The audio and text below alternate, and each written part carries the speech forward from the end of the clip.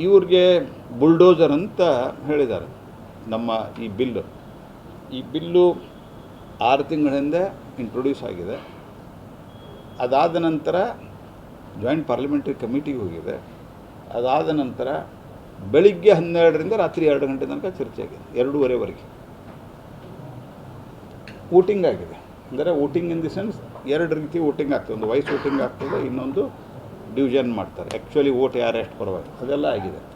Bulldozer ಅಂತ ಹೇಳ್ತಾರೆ. ಯಾರು ಇವರ ಸುಪುತ್ರ, ಈ ರಾಜಮಾತೆ ಸೋನಿಯಾ ಗಾಂಧಿಯವರ ಸುಪುತ್ರ ರಾಹುಲ್ ಗಾಂಧಿ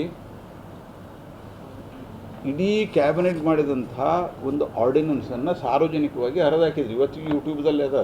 ಇವರು ಪ್ರಜಾಪ್ರಭುತ್ವದ ಬಗ್ಗೆ ಮಾತಾಡ್ತಾರೆ. ಏನು ದುರ್ದೈವ ನಮ್ಮ ದೇಶದ ಅಂತೇಳಿ.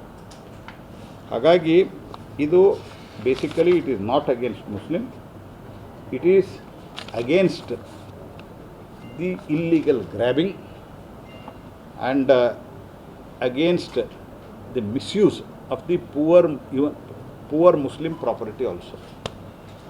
ಕೋರ್ಟ್ಗೆ ಇಂಟರ್ವೆನ್ಷನ್ ಮಾಡಲಿಕ್ಕೆ ಬರಲ್ಲ ಅಂತ ಒಂದು ಕಡೆ ಹೇಳ್ತಾ ಇದ್ರು. ಈಗ ಸುಪ್ರೀಂ ಕೋರ್ಟ್ಗೆ ಹೋಗ್ತು ನೋಡಿ, ಯಾವುದೇ ಕಾನೂನನ್ನು ಪಾಸ್ ಮಾಡಿದಾಗ ಅದರ ಕಾನ್ಸ್ಟಿಟ್ಯೂಷನಲ್ ವ್ಯಾಲಿಡಿಟಿ ನೋಡೇ ನಾವು ಮಾಡ್ತೀವಿ.